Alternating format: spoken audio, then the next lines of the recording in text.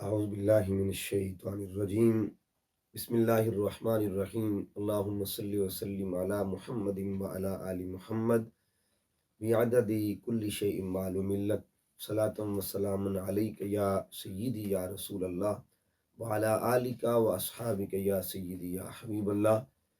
معزز و محتشم سامعین و ناظرین، رجوع الی القرآن کے سلسلہ میں خلاصہ قرآن کے حوالے سے آج ہم پارہ نمبر 4 کا ذکر کر رہے ہیں اور اس کے مضامین پر ایک نظر ڈالیں گے۔ چوتھا پارہ، اس میں 2 صورتوں کا تذکرہ ہے۔ سورہ آل عمران کی 109 آیتیں چوتھے پارہ کے اندر موجود ہیں اور سورہ نساء کی 23 آیات اس پارہ کے اندر موجود ہیں۔ یہ پارہ تصور انفاق سے شروع ہوتا ہے۔ اللہ رب العزت کا ارشاد ہے لن تنالوا البر حتی تنفقوا مما تحبون۔ یہاں رب کائنات نے انفاق کا تنال اور انفاق کا کمال دونوں کا ذکر کیا ہے۔ تنال کہتے ہیں کسی چیز کا پہنچنا، کمال تک پہنچنا، اور انفاق کمال تک کب پہنچتا ہے؟ اللہ کی راہ میں جو خرچ کیا جاتا ہے اسے کمال نصیب کب ہوتا ہے؟ تو اللہ رب العزت فرماتا ہے کہ اس وقت نصیب ہوتا ہے جب تم اپنی محبوب ترین چیز کو اللہ کی راہ میں خرچ کرو، اپنی پسندیدہ چیز کو اللہ کی راہ میں خرچ کرو۔ اب وہ انفاق مال کی صورت میں ہو یا انفاق اولاد کی صورت میں ہو۔ مثلا مال بھی اگر خرچ کرنا ہے تو اللہ کی راہ میں گھٹیا مال خرچ نہیں کرنا، اچھا مال خرچ کرنا ہے۔ اسی طرح اگر آپ نے اولاد کو اللہ کی راہ میں خرچ سے مراد کیا ہے؟ تعلیم دین کے لیے بھیجنا ہے، تو یہاں یہ بھی تصور مل رہا ہے کہ ایسا نہ ہو کہ اپنا جو بچہ جو کسی کام کا نہ ہو، یعنی ایسا بھی ہوتا ہے کہ جو بچہ اسکول والوں نے چھوڑ دیا کہ یہ نہیں پڑھ سکتا، اس کو ادارے مدرسے میں داخل کروا دیا جائے، ایسا نہ ہو، بلکہ ذہین ترین بچہ جو ہے وہ دین کے لیے وقف کرو۔ وہ بھی اسی زمرے میں آتا ہے کہ اپنی اولاد میں سے اچھے جو بچے ہیں ان کو دین کی طرف راغب کرو اور ان کو دین کی تعلیم کی طرف لے کے آؤ۔ اللہ رب العزت نے اسی پارہ میں خانہ کعبہ کا تذکرہ کیا ہے اور اس سے اول البیت یعنی پہلا گھر، اول بیت کا درجہ دیا گیا، اولیت اس کی بیان کی گئی ہے۔ ان اول بیت وضع للناس للذی ببکۃ مبارک وہدی للعالمین، کہ اللہ رب العزت نے فرمایا کہ یہ وہ پہلا گھر ہے جو لوگوں کے لیے بنایا گیا ہے، لوگوں کے لیے بنایا گیا۔ اور اس گھر کا مقصد کیا تھا؟ برکتیں لوگوں کو نصیب ہوں، ہدایت نصیب ہو۔ تو معلوم یہ ہوا کہ خانہ کعبہ ہدایت کا مرکز ہے۔ وہ عمارت جو ہے نا، اللہ نے اس کو ہدایت کا مرکز بنا دیا۔ تو جب مکین کا تعلق ہدایت کے ساتھ ہو تو مکان کا تعلق، مثلا دیکھیے کچھ ہستیاں وہ ہوتی ہیں افراد کی صورت میں جن کو اللہ تعالیٰ ہدایتوں کا مرکز بناتا ہے، اور اسی طرح اللہ رب العزت نے مکان کو بھی، جگہ کو بھی ہدایت کا مرکز بنایا ہے۔ اس کے بعد اللہ رب العزت نے اسی پارہ کے اندر جماعت کا حکم دیا اور فرقہ واریت سے بچنے کا حکم دیا۔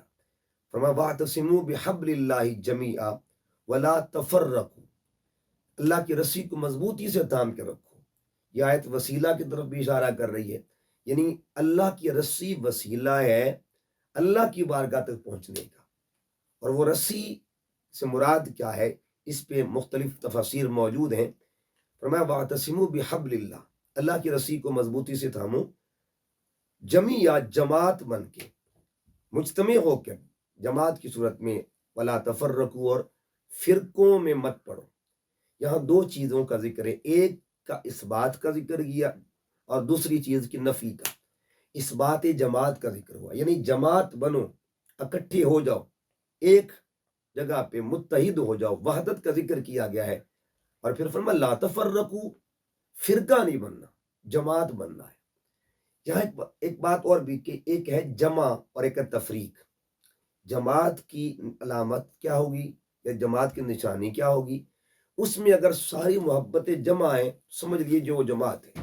محبت خدا بھی اس میں شامل ہو، اس کے اندر ہو، محبت مصطفیٰ بھی ہو، محبت اہل بیت مصطفیٰ بھی ہو، محبت اصحاب مصطفیٰ بھی ہو، محبت صالحین بھی ہو، جہاں یہ محبتیں جمع ہوں، یکجا ہوں، سمجھ لیں وہ جماعت ہے۔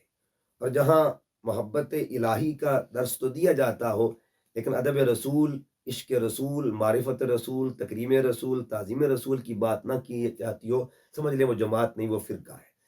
یا اللہ رسول کی بات تو ہو، لیکن حضور کی اہل بیت کے حوالے سے جہاں تنگ نظری ہو، وسعت قلبی نہ ہو، وہاں بھی فرقہ ہے۔ اس تیسری بات کہ اگر اللہ رسول کا ذکر بھی ہو اور اہل بیت پاک کا ذکر بھی کیا جائے، لیکن صحابہ کرام کے حوالے سے دلوں میں کدورت ہو، تو وہاں بھی تصور جماعت نہیں ہوگا۔ اور اگر یہ چاروں چیزیں موجود ہوں، صالحین کی محبت نہ ہو، تو پھر بھی تصور جماعت نہیں ہوگا۔ یہ 5 وہ پھول ہیں محبت کے، جن کے جمع ہونے سے گلدستہ بنتا ہے، اور اسی گلدستے کو جماعت کہا جاتا ہے۔ اس کے بعد اسی پارہ کے اندر تذکیر نعمت کا ذکر کیا گیا، وَاذْكُرُوا نِعْمَتَ اللَّهِ عَلَيْكُمْ إِذْ كُنْتُمْ أَعْدَاءً فَأَلَّفَ بَيْنَ قُلُوبِكُمْ فَأَصْبَحْتُمْ بِنِعْمَتِهِ إِخْوَانًا۔ اللہ رب العزت نے فرمایا کہ اس نعمت کا ذکر کرو جس کے ذریعے سے تمہارے دلوں کو اللہ نے قریب کر دیا، تمہارے دلوں کی نفرتوں کو اللہ نے محبت میں بدل دیا۔ وہ کون سی ذات تھی جس نے نفرتوں کو محبت میں بدلا؟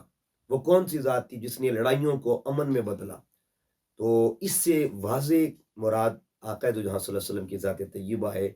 زمانہ جاہلیت کے بڑے بڑے جھگڑے جو تھے، بات بات پہ جھگڑا ہوتا تھا، لیکن آقا دو جہاں صلی اللہ علیہ وسلم کی ذات طیبہ نے ایک جگہ پہ اکٹھا کیا، اور دنیا نے پھر وہ منظر دیکھا جب عرب کی دنیا کے اندر مواخات مدینہ میرے محبوب صلی اللہ علیہ وسلم کی سرپرستی میں قائم ہو رہی تھی۔ مہاجر و انصار کو بھائی بھائی بنا دیا، قبیلے جدا ہیں، رنگ جدا ہیں، نسلیں جدا ہیں، لیکن حضور علیہ السلام نے ایک کر دیا۔